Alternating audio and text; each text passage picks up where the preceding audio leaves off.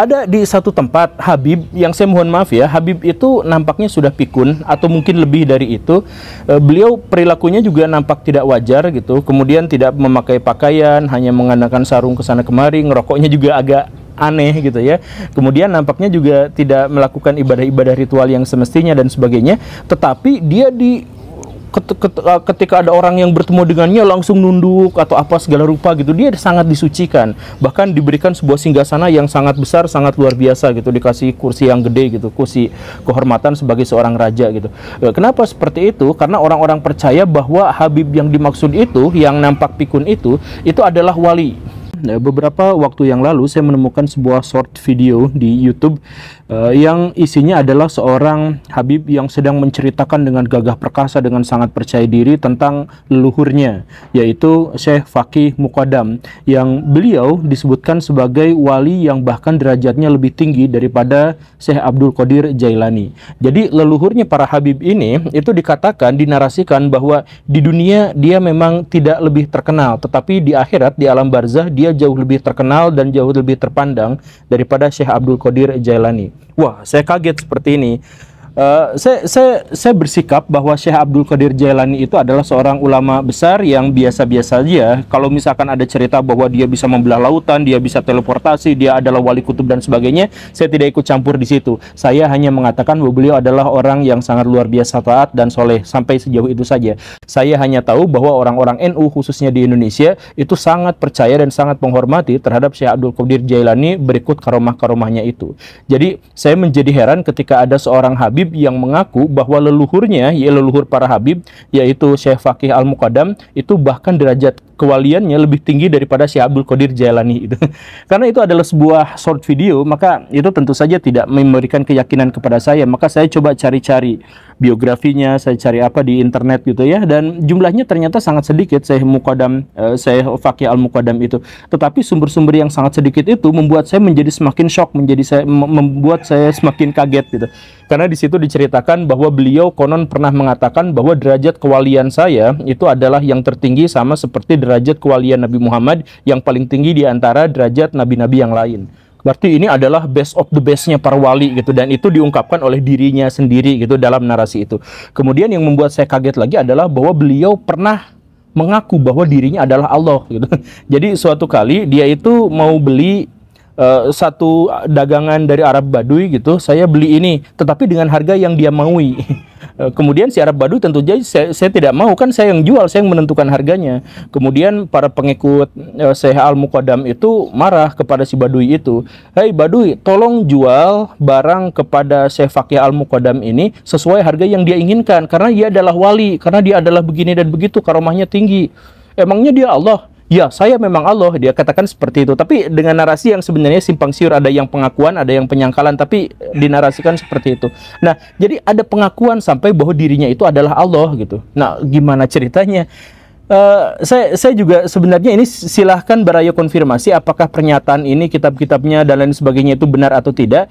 Ketika saya mencoba untuk melakukan verifikasi, ternyata sumber-sumber yang dimaksud juga adalah sumber-sumber yang tidak bisa dijadikan sebagai patokan, pegangan gitu. Jadi apakah Syekh Muqaddam itu memang mengatakan seperti itu, tidak jelas. Apakah memiliki karomah yang seperti itu dan sebagainya, sumber-sumbernya juga tidak ada yang jelas. Tetapi bisa disimpulkan bahwa narasi-narasi bahwa Habib ini, Habib itu ternyata luar biasa, bahkan lebih dari Syekh Abdul Qadir Jailani dan sebagainya, itu menjadi narasi-narasi yang umum yang bisa kita lihat sekarang gitu. Bukan hanya pada perspektif historis, bukan soal Habib-Habib di masa lalu, tetapi bahkan Habib-Habib zaman sekarang pun dinarasikan begitu luar biasa, begitu keramat, begitu suci. Misalkan ada di satu tempat Habib, yang saya mohon maaf ya, Habib itu nampaknya sudah pikun atau mungkin lebih dari itu. Beliau perilakunya juga nampak tidak wajar gitu. Kemudian tidak memakai pakaian, hanya mengenakan sarung ke sana kemari, ngerokoknya juga agak aneh gitu ya. Kemudian nampaknya juga tidak melakukan ibadah-ibadah ritual yang semestinya dan sebagainya. Tetapi dia ketika ada orang yang bertemu dengannya langsung nunduk atau apa segala rupa gitu, dia sangat disucikan, bahkan diberikan sebuah singgasana yang sangat besar, sangat luar biasa gitu, dikasih kursi yang gede gitu, kursi kehormatan sebagai seorang raja gitu. Kenapa seperti itu? Karena orang-orang percaya bahwa Habib yang dimaksud itu, yang nampak pikun itu adalah wali. wali yang sangat luar biasa. Nah, apa buktinya? Yang pertama itu pertimbangannya sangat sederhana sebenarnya. Yang pertama itu adalah karena beliau itu Habib, dan yang kedua adalah karena pipisnya wangi. Air kencingnya, saya mohon maaf ya, air kencingnya itu wangi. Saya sih berpikirnya itu keluarganya sebaiknya mengantarkan orang yang dimaksud itu ke dokter, karena kalau ada pipisnya wangi atau bau manis tertentu, itu bisa aja kan gejala penyakit kronis, bisa aja itu kelainan genetik tertentu yang mengganggu jiwanya, mengganggu raganya, bisa aja itu adalah karena masalah-masalah yang sebenarnya sangat berbahaya. Jadi bukannya disucikan gara-gara itu, tetapi lebih baik diperiksakan ke dokter gitu. Tetapi malah dinarasikan bahwa Pak Habib yang agak pikun itu malah sebagai orang suci dan sebagainya, dan kemudian banyak orang yang mengalap berkah padanya gitu. Tapi lagi-lagi narasinya adalah bahwa Habib itu adalah suci dan keramat. Kemudian saya mohon maaf ya, ini ada salah satu tokoh terkemuka di Indonesia, Pak Habib Lutfi, itu bocoran videonya sempat keluar yang menyebutkan dan dia menceritakan dalam bahasa Arab. Dia katakan, tolong semuanya kepada warga-warga yang ada di sini, warga para Habib itu, jelaskan kepada masyarakat Indonesia bahwa penyebar ajaran agama Islam pertama itu adalah para Habib. Jadi ada semacam upaya untuk mengubah alur sejarah yang kita pahami sekarang, yang penyebar agama Islam diantaranya adalah Wali Songo gitu ya, kemudian dirubah para penyebar agama Islam itu adalah para Habib yang datang dari Yaman, yang itu adalah generasi Ba'alawi dan sebagainya, dan seterusnya, yang memang dipropagandakan seperti itu. Apakah ini benar atau tidak, itu hanya dari sebuah potongan video, silahkan konfirmasi dan silahkan klarifikasi. Tetapi apakah ini memang benar-benar propaganda yang masif tentang bahwa Habib itu memang harus suci, harus dimuliakan dan sebagainya. Dan kita juga mengetahui bahwa kemarin-kemarin Pak Habib Bahar bin Smith, dan juga pernah saya sampaikan di beberapa video, beliau sampai mengatakan bahwa berguru pada seorang Habib, bahkan yang paling bodoh sekalipun, itu jauh lebih mulia, jauh lebih berkah daripada berguru pada 70 ulama. Nah, ya lagi-lagi narasinya adalah bahwa para Habib itu tinggi derajatnya, karomahnya luar biasa, kemudian keramat, kemudian memberikan keberkahan dan sebagainya. Dan kadang-kadang ada selipan-selipan bahwa narasi itu juga biasanya menyinggung-nyinggung Wali Songo gitu. Misalkan Wali Songo itu adalah gelar kehabibannya diragukan, atau bahwa mereka bukan Habib, bahwa mereka bukan penyebar ajaran agama Islam pertama dan sebagainya. Kenapa ada propaganda semacam ini, dan kenapa ini muncul sekarang-sekarang gitu? Atau yang saya lihat dari awal tahun 2000-an gitu. Jadi sejak zaman reformasi sampai sekarang ternyata ada propaganda-propaganda semacam itu. Apa yang sebenarnya terjadi? Saya kemudian membaca sebuah karya ilmiah yang membuat saya menohok kaget gitu. Jadi karya ilmiah itu isinya adalah prospek bisnis ziarah makam Wali Songo gitu. Maaf. Dan di situ ada sebuah data yang juga membuat saya kaget, bahwa ziarah Wali Songo itu adalah salah satu ziarah paling profit di Indonesia kalau memang kita mau berkecimpung di sana. Kenapa? Karena setiap tahunnya ada 12 juta orang yang melakukan ziarah ke makam para Wali Songo. Jadi muter ke makam wali ini, wali ini, wali ini, wali ini dan sebagainya gitu. Jadi si penulis karya ilmiah itu berpikir, seandainya 12 juta orang yang datang ke makam Wali Songo itu kemudian kita kasih layanan catering atau kita kasih layanan apa, maka itu adalah prospek bisnis yang sangat luar biasa. Bayangkan 12 juta orang itu datanya tahun 2014 ya. 12 juta orang itu artinya bahkan lebih banyak daripada pengunjung di Bali setiap tahun gitu. Jadi makam para wali itu ternyata jauh lebih dihargai oleh orang-orang di Indonesia. Mungkinkah, ini mah pertanyaan ya, mungkinkah propaganda para Habib itu lebih mulia dari Wali Songo, atau bahwa dia penyebar agama Islam dengan berbagai karomahnya, dengan berbagai kesaktiannya itu sebenarnya adalah untuk mengejar target bisnis ini? Mungkinkah seperti itu? Sebab kalau dalam ajaran agama Islam, karomah-karomah seperti itu tuh tidak beradab untuk disampaikan kepada orang gitu. Jadi misalkan wali ini, karomahnya ini, tingkatannya ini dan sebagainya, itu benar-benar tidak beradab gitu untuk disampaikan. Karena apa? Karena kalaupun wali itu ada, dia tidak mengaku, dan kalaupun dia mengaku bahwa dirinya misalkan wali, maka kewaliannya hilang pada waktu itu juga. Jadi nggak mungkin saya adalah wali yang paling kutub, yang diantara wali yang lain. Nggak mungkin ada yang seperti itu dalam ajaran agama Islam gitu. Jadi ini adalah sesuatu yang mengherankan. Makanya ada sebuah kesimpulan yang lain, atau kemungkinan yang lain, atau pertanyaan yang lain. Apakah ini gara-gara bisnis? Dan kalau memang ini adalah gara-gara bisnis, mari kita simak ada beberapa indikasi kuat. Silakan dikonfirmasi, saya tidak mengklaim, saya tidak mengambil kesimpulan, silakan dikonfirmasi. Di Jakarta Selatan itu adalah sebuah makam Habib Kuncung. ribuan orang datang setiap tahun ke makam itu karena dianggap keramat. Bahkan ada orang yang sampai datang ke sana dan mengatakan, ya kami kan orang yang tidak suci, banyak dosa. Tapi kalau misalkan Habib ini, itu kan derajatnya sudah dekat dengan Allah, tidak ada satupun dosa yang menempel pada dirinya. Jadi kami berdoa atas perantaraan beliau, kan mengatakan seperti itu.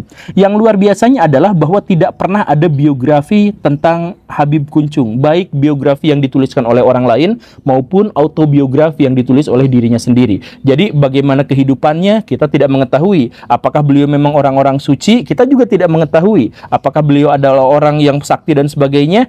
Tidak diketahui. Tetapi banyak cerita bahwa beliau bisa terbang, beliau bisa teleportasi, beliau punya banyak karomah, ada kuburan yang tidak bisa dipindahkan, apa segala rupa, ada banyak cerita seperti itu. Tetapi semuanya katanya tidak berdasarkan catatan historis atau apapun. Walaupun seperti itu, jamaahnya datang. Jadi jamaah datang ke sana berziarah hanya karena katanya di situ memang begitu. Dan luar biasanya apa? Ya tentu saja di situ ada infak. Apakah ini yang sebenarnya melatar belakangi propaganda para Habib itu atau cerita yang lain? Makam Mbah Priuk di Jakarta Utara. Kita mengetahui bahwa makam itu keramat. Ribuan orang datang ke sana setiap tahunnya. Bahkan pernah ada konflik dengan aparat setempat ketika makam itu akan digusur atau dipindahkan dan sebagainya. Kan begitu, FPI pada waktu itu juga turun tangan untuk bisa menyelamatkan makam itu. Ternyata ketahuan bahwa makam itu palsu. Makam Mbah Priuk yang sesungguhnya sudah dipindahkan karena dulunya sangat tidak terawat, tidak ada yang mau ngurusnya, karena itu dipindahkan ke tempat yang lain. Nah, sedangkan yang sekarang jadi tempat berziarah orang banyak itu kosong, nggak ada apa-apanya, cuman batu nisan yang ditempatkan belakangan gitu. Nah, tetapi walaupun sudah ditempatkan belakangan dan itu terbukti tidak ada jenazahnya, tidak ada apapun di situ, tetapi orang-orang berziarah datang ke sana, lagi-lagi dengan infak yang luar biasa gitu. Nah, pada akhirnya juga kemarin-kemarin dari penyelidikannya mulai tahun 2010 sampai kemarin, termasuk juga melibatkan MUI, ternyata banyak di Indonesia itu makam-makam Habib palsu. Jadi kalau misalkan kita lagi butuh duit nih, saya mohon maaf ya, kita lagi butuh duit, kita pesan ke tukang bikin batu nisan, Habib Anu bin Anu bin Anu bin Anu, tempelkan di tempat kosong, maka dalam kurang dari 1 tahun pasti akan mulai diziarahi, dan kita tinggal nempelin kotak kenceleng di situ, maka kotak kencelengnya pasti langsung penuh di situ. Jadi kita nggak usah ngapa-ngapain, nggak usah usaha apa-apa, tinggal meninggalkan aja di situ gitu. Ada kejadian seperti itu dan itu dikonfirmasi oleh pihak MUI. Ada juga lahan sengketa. Jadi lahan ini disengketakan dan mau disita oleh pemerintah atau oleh negara atau oleh siapa lah gitu ya. Nah, karena takut disita, maka di situ dikasih makam. Jadi makamnya dadakan dan itu adalah makam Habib Anu dan sebagainya gitu. Jadi nama Habib itu ternyata benar-benar menjual, ternyata benar-benar kuat dan bisa aja dijadikan bisnis. Saya tidak mengatakan semua Habib seperti itu, dan ini sekali lagi bukan sebuah kesimpulan, ini pertanyaan. Apakah itu semua nyata? Apakah kesimpulan bahwa upaya propaganda untuk menyebut Habib ini sangat luar biasa, Habib ini sangat jagoan, Habib ini sangat keramat, Habib ini sangat suci dan sebagainya terkait dengan bisnis makam-makam palsu itu? Karena harus digarisbawahi, di negara-negara Timur Tengah, pusat wilayah Islam atau wilayah Asia Selatan atau di Turki atau wilayah Afrika Utara yang menjadi basis orang-orang Islam, tidak ada Habib itu diistimewakan sampai derajatnya luar biasa kayak gini gitu, sampai kakinya dicium, itu cuma ada di Indonesia gitu. Dan itu yaitu gara-gara ada upaya propaganda secara sistematis untuk menjelaskan bahwa para Habib itu memang memiliki kemuliaan yang sangat lebih di Indonesia. Bahkan kemarin ada sengketa lahan makam atau sengketa makam sebenarnya. Jadi kan Habib Lutfi itu mengatakan bahwa anak menantu dari Sri Sultan Hamengkubuwono II itu adalah seorang Habib. Dalam sejarahnya yang menantunya itu bukan Habib, yang menantunya itu adalah Sumodiningrat. Tetapi Sumodiningrat itu kemudian diklaim bahwa itu adalah Habib dan makamnya itu ada di Semarang. Nah, catatan sejarah menyebutkan bahwa makamnya itu ada di Jogja, sekitaran Jogja, dan bukan Habib, tetapi dikatakan bahwa itu adalah Habib. Jadi banyak orang yang akhirnya berziarah ke makam untuk menziarahi seorang yang konon adalah seorang Habib yang namanya adalah Sumodiningrat dan dia adalah menantu dari Sri Sultan Hamengkubuwono II.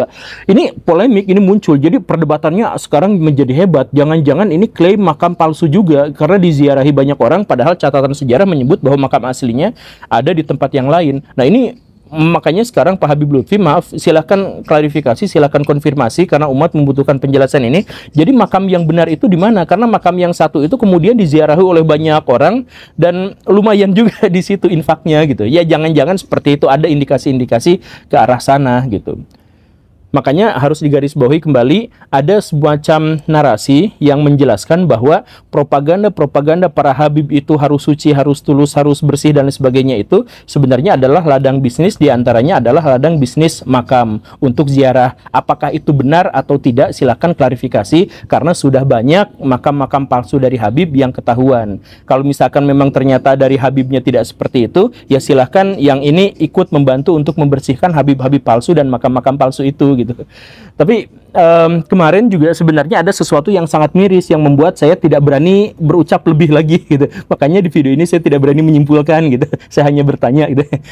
Jadi kemarin itu, maaf ya, saya cengengesan tuh karena lucu. Jadi kemarin di akhir tahun 2022 dan awal tahun sampai pertengahan tahun 2023 itu ada sebuah kasus yang sangat lucu. Ada sebuah warung milik dari Pak Wahyu. Pak Wahyu itu adalah seorang yang bapak-bapak punya anak 2 dan punya warung, dan warung itu berjualan di sekitar Yayasan Habib Anu gitu. Nah, warung itu ya sama seperti warung yang lain, itu menjadi tempat belanja warga sekitar. Tapi tak lama kemudian muncullah sebuah spanduk yang besar di situ. Dilarang keras membeli barang-barang kebutuhan pokok di warung atau di toko selain yang dinaungi oleh Yayasan Habib itu gitu. Akhirnya apa? Omset penjualan di warung Pak Wahyu itu turun drastis sampai hanya 1/8-nya saja dari omset yang biasanya. Karena apa? Karena dilarang keras membeli barang-barang kebutuhan pokok. Apa, Meng?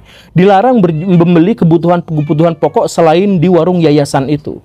Nah gitu kan, akhirnya Pak Wahyu itu bingung, dia ngomong ke Pak RT, ke Pak RW, Pak tolong dong, ini ada spanduk gini, saya jadi nggak laku bisnisnya, usahanya. Nah si Pak RT dan Pak RW-nya nggak berani bertindak, karena apa? Karena melawan Habib, nanti kan karomahnya kena sama kita, nanti kita jadi kena kaya gimana-gimana, itu kan keturunan Nabi, itu suci dan sebagainya, jadi tidak boleh diganggu-gugat. Nah kan akhirnya bingung, akhirnya si Pak Wahyu itu curhat di TikTok, di video spanduknya itu, dan kemudian dikeluarkan hadis sebaik-baiknya orang adalah yang paling bermanfaat, gitu doang, nggak ada narasi yang lain, cuman gitu doang. Tapi langsung Yayasan Pak Habib itu marah-marah dan kemudian mendatangi rumahnya, memaksanya untuk minta maaf dan menghapus video itu. Videonya dihapus, Pak Wahyunya sudah minta maaf, tapi tak berapa lama kemudian polisi datang ke rumahnya untuk memenjarakannya karena ujaran kebencian. Jadi dipenjaralah. Jadi polisi juga udah nggak berani apa-apa, langsung gercep aja, langsung tangkap, jadikan tersangka, dan langsung dipidana masuk ke dalam penjara gitu. Karena ujaran kebencian, karena telah memviralkan spanduk itu yang sebenarnya sudah dihapus dan tidak ada ujaran kebencian juga di sana gitu. Nah, jadi bisnisnya, kenapa seperti itu? Karena toko itu berarti mengganggu bisnisnya warung-warung yayasan dari Pak Habib itu gitu. Jadi ini sudah masuk kategori monopoli. Tetapi ya karena orang kecil, rakyat jelata, ya tidak bisa apa-apa ngelawan Habib itu gitu. Ya sama seperti saya, kalau misalkan saya bikin video ini, jangan-jangan video saya juga di take down karena karena Habib Karomah apa dan sebagainya, saya juga nggak tahu. Makanya daripada seperti itu saya bertanya, bukan mengambil kesimpulan. Gitu ya. Dan kalau misalkan Baraya mau konfirmasi langsung gitu ya, tapi Baraya tidak memiliki akses, ya udah jalan yang paling dekatnya sih sebenarnya sederhana. Baraya ikutin aja pengajian-pengajian para habib di sekitar rumah Baraya yang biasanya ada gitu. Nah, kata teman saya, bukan kata saya, kata teman saya di situ itu suka kalau ikut pengajian di situ tuh harus beli tasbih sekian dari yayasan itu, harus beli kopea, harus beli sorban sekian dari yayasan itu. Kemudian harus ikut ziarah kubur yang harganya sekian, memang sudah ada tarif-tarifnya apa segala rupa gitu. Dan mau peci, mau tasbih, mau apa, tidak boleh beli di tempat yang lain kecuali harus beli di tempat itu gitu. Nah, apakah itu benar atau tidak? Kalau memang benar, itu benar-benar kejahatan yang sangat luar biasa. Karena apa? Karena propaganda bahwa Habib itu suci dan sebagainya, yang itu sebenarnya agak menyimpang dari ajaran Islam, kemudian itu digunakan untuk meraup keuntungan, bikin makam palsu untuk dapat infak, bikin bisnis apa segala rupa kayak gitu. Nah, kalau sudah seperti itu kalau benar ya. Tapi kalau memang benar-benar seperti itu, apa tindakan yang harus kita lakukan? Apakah kita memberangus para Habib? Oh jangan. Nanti karomahnya malah takut kena sama kita. Jadi apa yang harus kita lakukan? Ya sadarkan masyarakat, berikan penjelasan kepada masyarakat untuk tidak mudah percaya. Tapi pada bagian itu agak sulit sih, karena di Indonesia tuh masyarakat kita tuh sangat mudah percaya pada sesuatu gitu. Bahkan setiap tahun dibohongin sama partai politik, tetap aja nyoblos lagi gitu. Pas pemilu, nggak tahu gimana ceritanya. Di Indonesia tuh sinetron azab tuh terkenal gitu. Penonton ibu-ibu, bapak-bapaknya tuh banyak yang seperti itu gitu. Jadi dengan mudahnya masyarakat percaya pada hal yang seperti itu, ya agak sulit juga sih. Ditambah lagi masyarakat itu pada hal-hal yang seperti itu mudah percaya, tapi ketika dijelaskan tentang sains, dijelaskan tentang ilmu pengetahuan, mereka akan berujar, ilmu pengetahuan, ilmu-ilmu duniawi itu kan relatif. Ya, aduh, jadi susah juga. Ya, daripada pusing-pusing, saya hentikan pertemuan video kali ini. Terima kasih karena sudah menyimak. Saya Guru Gembul. Assalamualaikum warahmatullahi wabarakatuh.